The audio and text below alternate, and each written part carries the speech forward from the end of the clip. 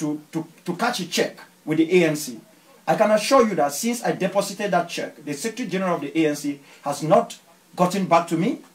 Were it not the South African Communist Party, I would have definitely thought that that was a bounce check. I am personally very, very disappointed, and that it is so soon for the ANC as a political party, as a movement, to forget how long it came through this particular path. I think that South Africa as a country and the ANC as a political party and a former revolutionary movement has that moral standing in the rest of the world to speak for the people of Ambazonia. So far, the ANC has not been doing its job, but I will keep knocking at their door, because when there were crises in South Africa, when our fellow brothers and sisters, fellow humans were being slaughtered by other humans, we stood side by side them, just as we stood side by side the people of Namibia. So we are not like begging the government or the African National Congress to come to our aid. We are saying that it is the moral obligation to do that. If the ANC doesn't do that, which other country in the world at this particular period in human history has that moral capability to do that? So it is troubling to me, it's mind-boggling, but I will keep knocking at that door. And thanks that we have friends at the SACP, and we also have friends within COSATU who are listening to us. Now, why am I in South Africa? As I said, I came to South Africa to cash a check. It is a check that I don't intend to return back to my people in Ambazonia without catching that check. It is a check that tells the people of South Africa and the African National Congress that as a movement that have bleeded, that have suffered so much for their own struggle, they stand at the limelight of human history to do something at this moment.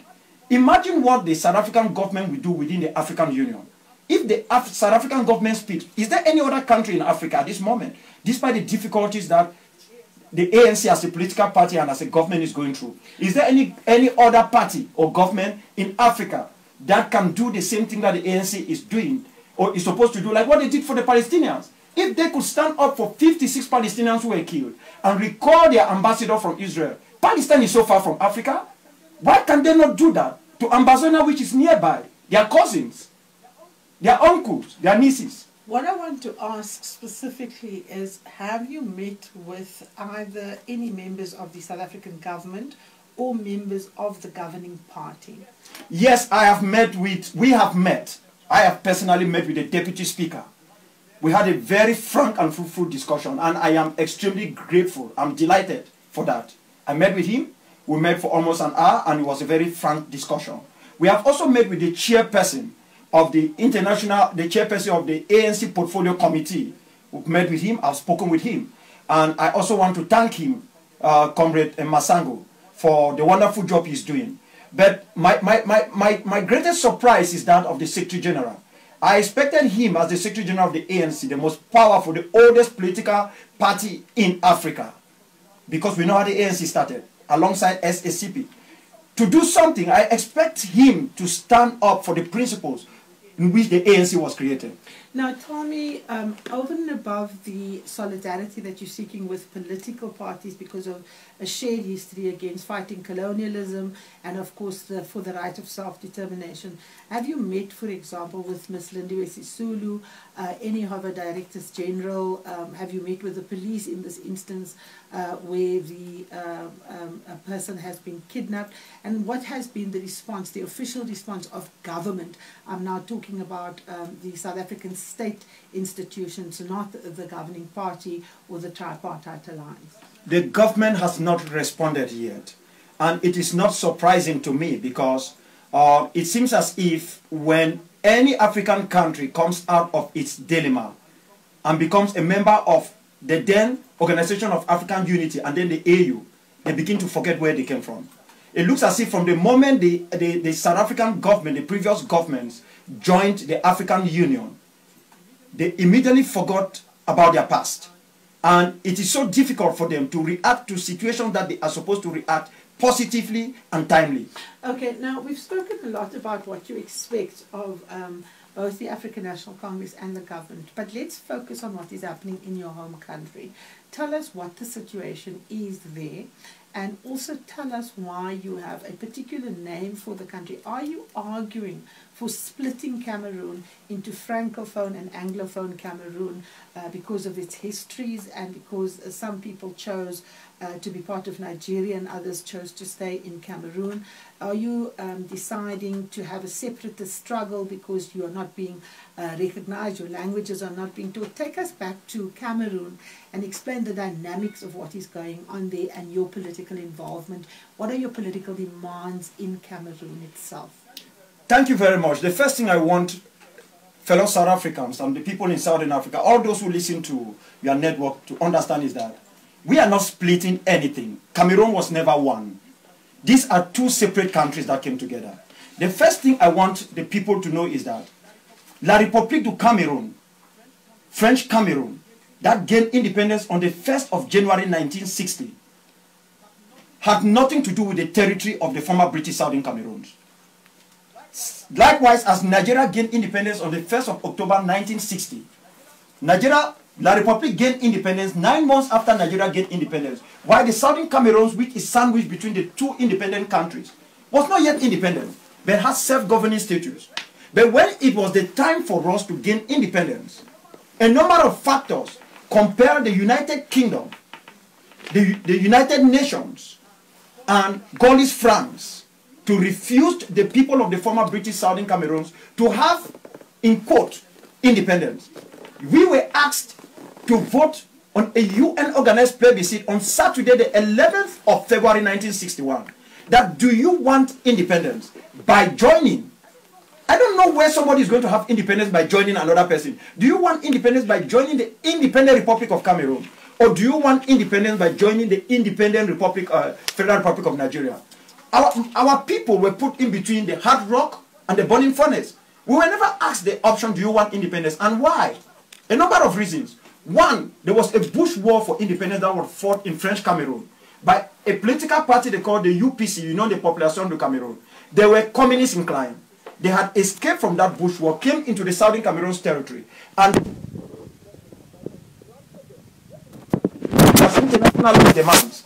So when it was time for our independence, France told the United Kingdom that if you allow these people to have independence on their own, without either joining the Independent Republic of La République du Cameroun, which is French, or the Independent Federal Republic of Nigeria, which is English speaking, they might create a communist heaven within the realms of West and Central Africa.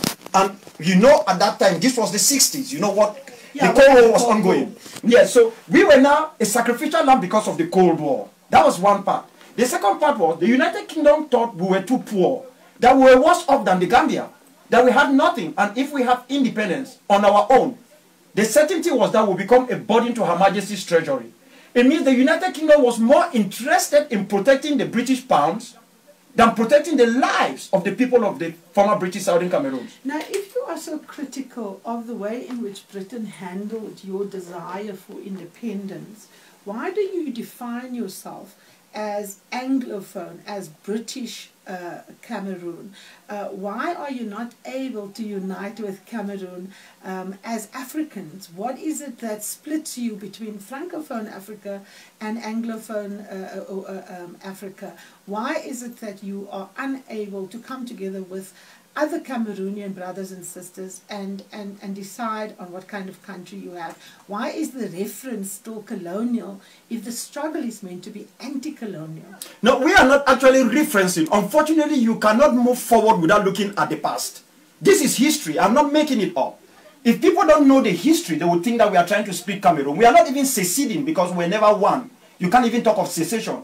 You can talk of separation because we're two people who came together, like a man and a woman who comes together, get married, and at a certain time they said, no, it's not working, we need to split. All right, hold that thought. We're going to take a short break. When we come back, I'm going to ask why you were never one country and what it is that separates you so fundamentally. Get the private banking experience you deserve with professional banking. I just want a proper pronunciation of your surname. So it's Dr. Akwanga. Akwanga. Akwanga. Akwanga. Thank you very much. And your family. Another way we get your money working harder. Search professional banking today. Offering FSP and registered credit provider. T's and C's apply. See money differently. Nedbank. Son or daughter graduating soon? Is the mic fine? Is the mic level in fine? an additional year of study to prime them for a lifetime of career success. The Gordon Institute of Business Science full-time postgraduate diploma in business administration is aimed at newly graduated We will also students get into, we'd also like to get into the atrocities that are happening and the people that are dying, and that as well in the conversation, just to raise that alarm bell as well. It's essential. Yeah, yeah. The Montec Direct massive spring sale is now on. Get up to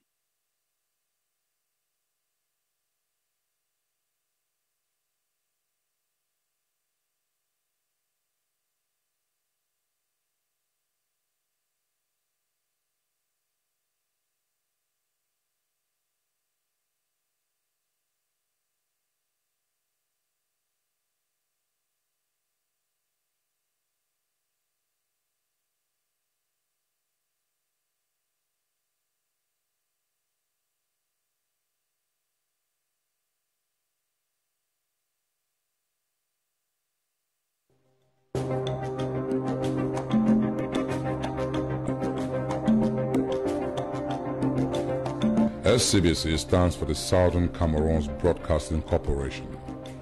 Our roots are in the Ambazonian highlands and coastal plains, but our canopy covers the whole world.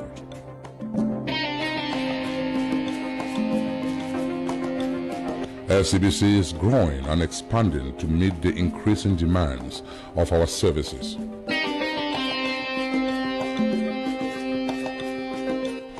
At SCBC, we are excited about these developments. We want to share the good news and open up opportunities for partnerships with our public as we prepare to meet these demands and share the rewards of our success. SCBC is a multinational broadcaster. Our satellite footprint at the moment covers the entire sub-Saharan Africa, from Dakar to Nairobi and from Cape Town to Khartoum.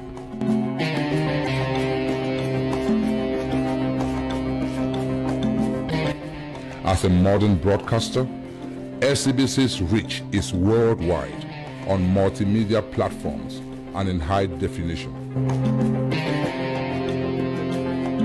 It has only been a year since our creation, and we have already been noted in worldwide news coverage as a major player in the revolution taking place in the southern Cameroon's Ambazonia.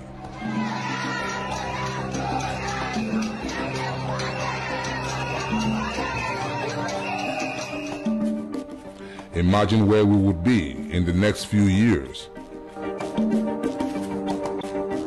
Africa is the home we want to own and dominate, and the rest of the world is the playground we want to be a major player in.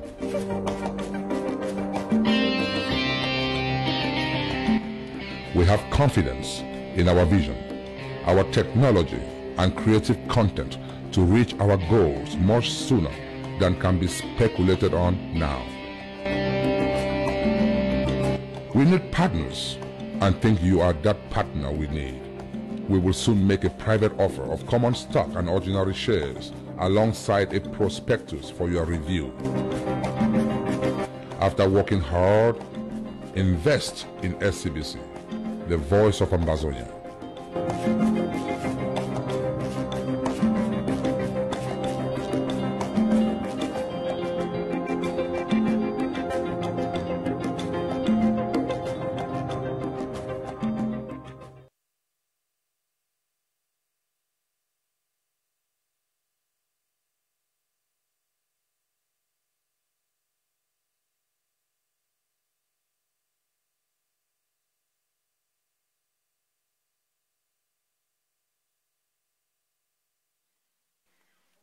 Octogenarians are being burned alive. Nursing mothers are being burned alive.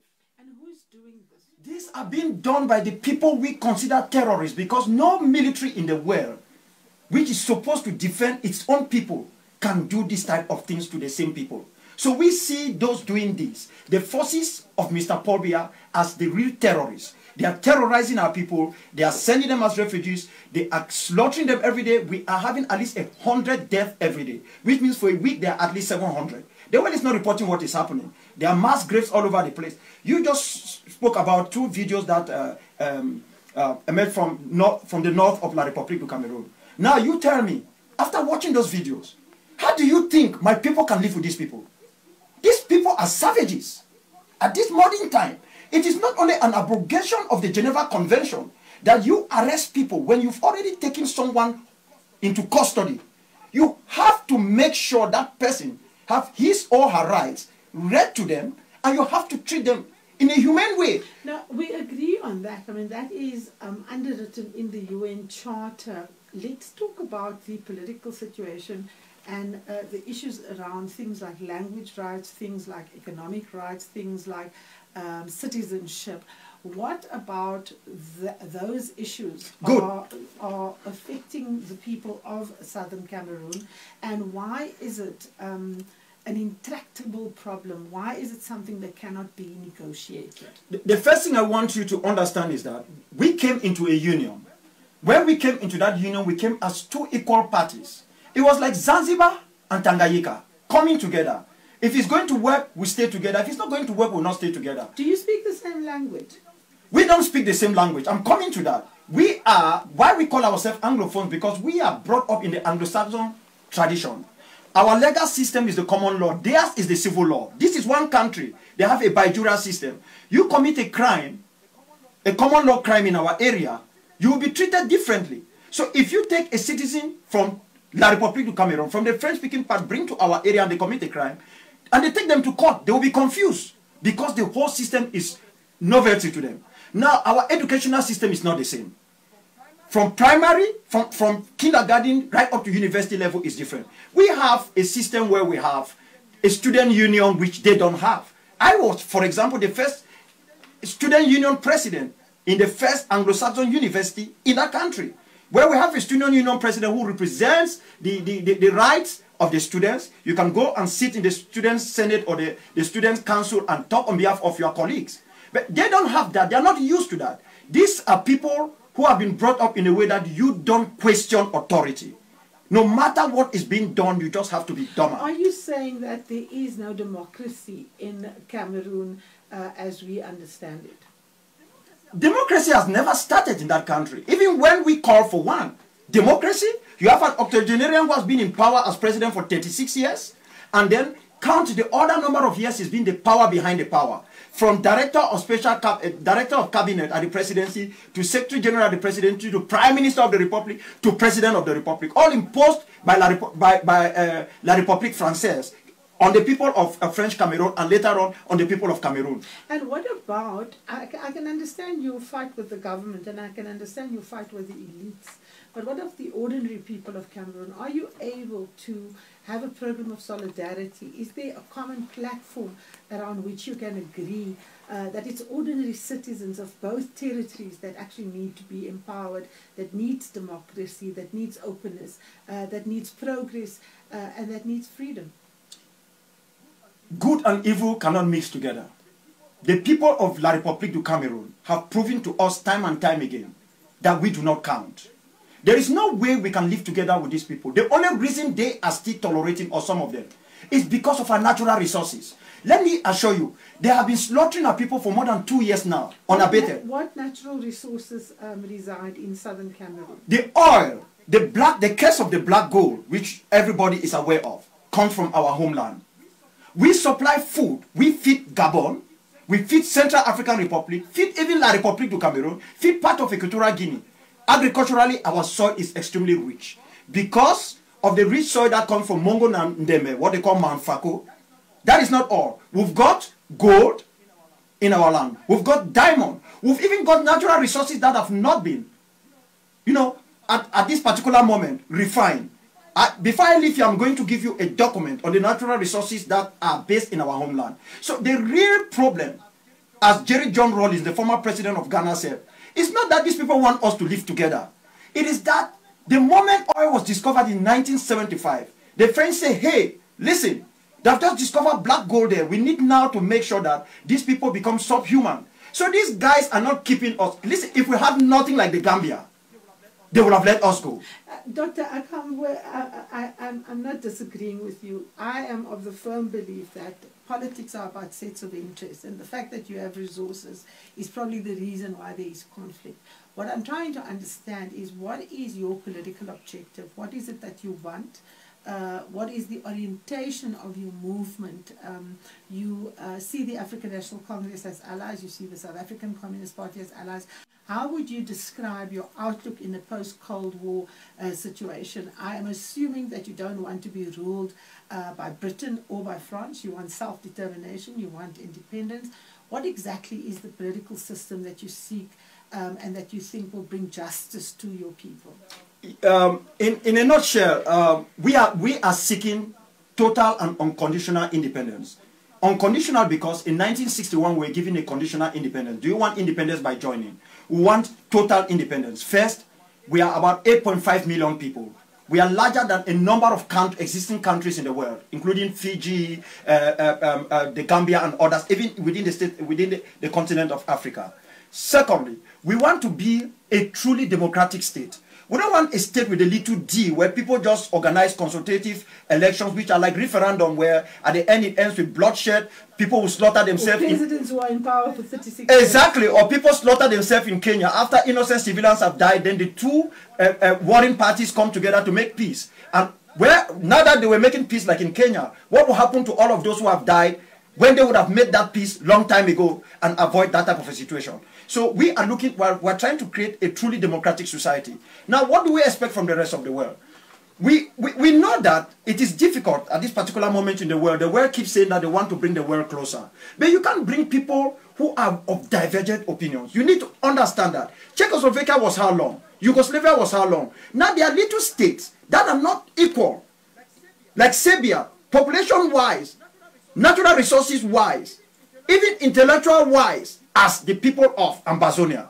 So why is anyone telling us that we are not good enough to be a state? Look at South Sudan. Nobody wanted South Sudan to get away from Sudan until these young men and women braved it with the late John Garang and went to the bush, carried up arms and started fighting. It's the same thing with Eritrea. Nobody would have loved Eritrea to split away from or leave mighty Ethiopia, but they have to fight that way. And that is exactly what we are doing. While we are telling the world that there is genocide, we don't think we need to fold our arms. We need to do something.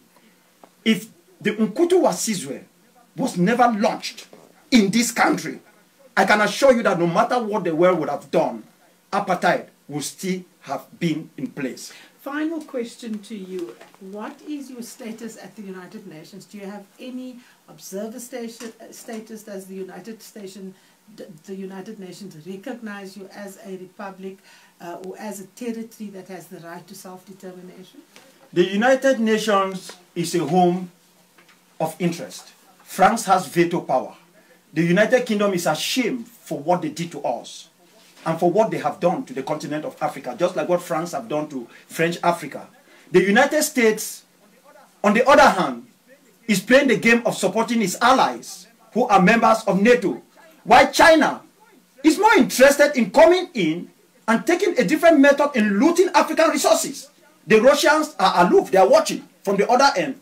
So which United Nations are we going to count on? They have banded themselves like a club of bandits, just like the African Union.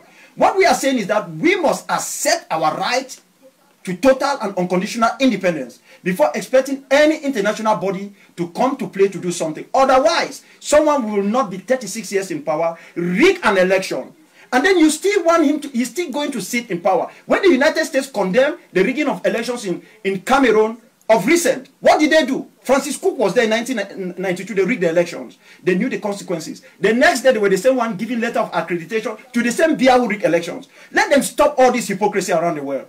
Unfortunately, no one has the right to take another one's life.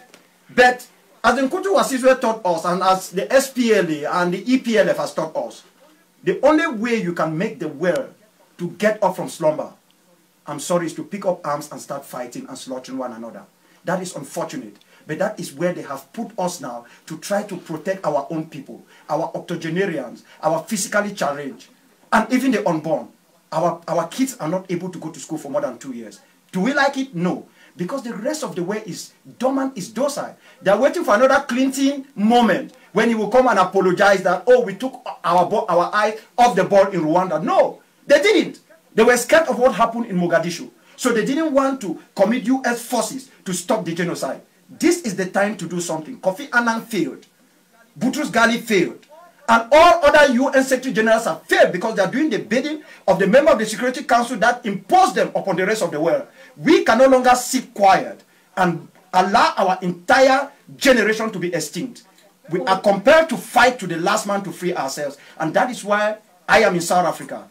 Like as I said before, because in Southern Africa, from the MPLA to the ANC to the SACP to SWAPO, if you look within the Southern African region, even ZANU and ZAPO, you will know the cause of liberation. This is the heaven of it in Africa, just like you have it in Latin America. And if Southern Africa does not rise up as a people and live up to their responsibility, they will be helping to perpetrate a genocide in Ambazonia. And I can tell you, they will be held responsible, one way or the other, for knowing what to do, they did nothing. All right, that is where we leave it. Thank you so very much. That was, of course, Dr. Ebenezer Akwanga. He is the leader of the Southern Cameroon Youth League and also the Commander-in-Chief of the Southern Cameroonian Defense Force, speaking to us, of course, about the plight of the people of that country and their right to fight for self-determination. And, of course, he's saying that at the heart of the conflict is, of course, the fight of the natural resources, including oil and gold, and they are essentially going around the world and trying to convince various organizations, particularly former liberation movements who've been involved in struggles for independence, to come to their aid. Brush, stroke, paint, color. Thank you.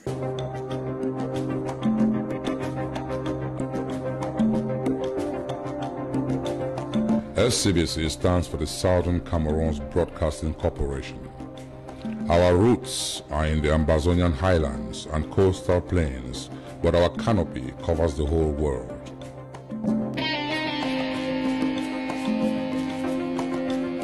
SCBC is growing and expanding to meet the increasing demands of our services.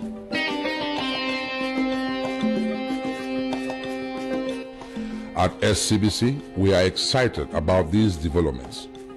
We want to share the good news and open up opportunities for partnerships with our public as we prepare to meet these demands and share the rewards of our success. SCBC is a multinational broadcaster. Our satellite footprint at the moment covers the entire sub-Saharan Africa, from Dakar to Nairobi and from Cape Town to Khartoum.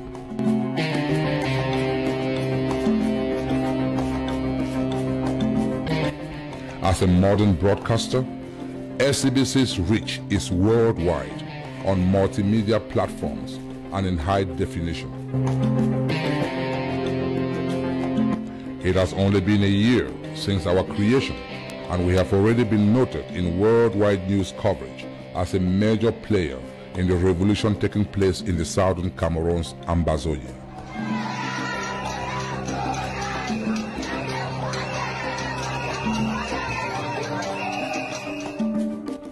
Imagine where we would be in the next few years. Africa is the home we want to own and dominate, and the rest of the world is the playground we want to be a major player in.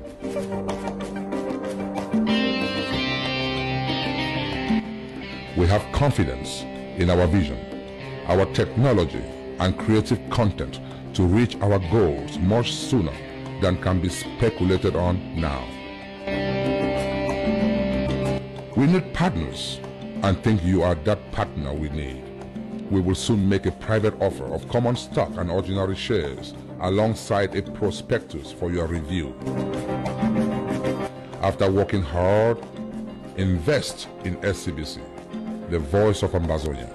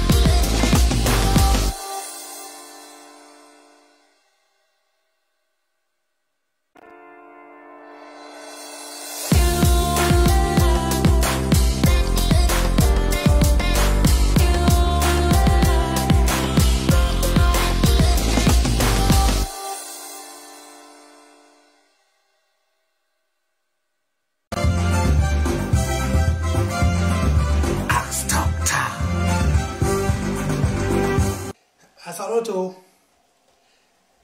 when I welcome for this first episode for Ask Doctor. My name na Dr. Anyangwe Ngasa. I be general surgeon.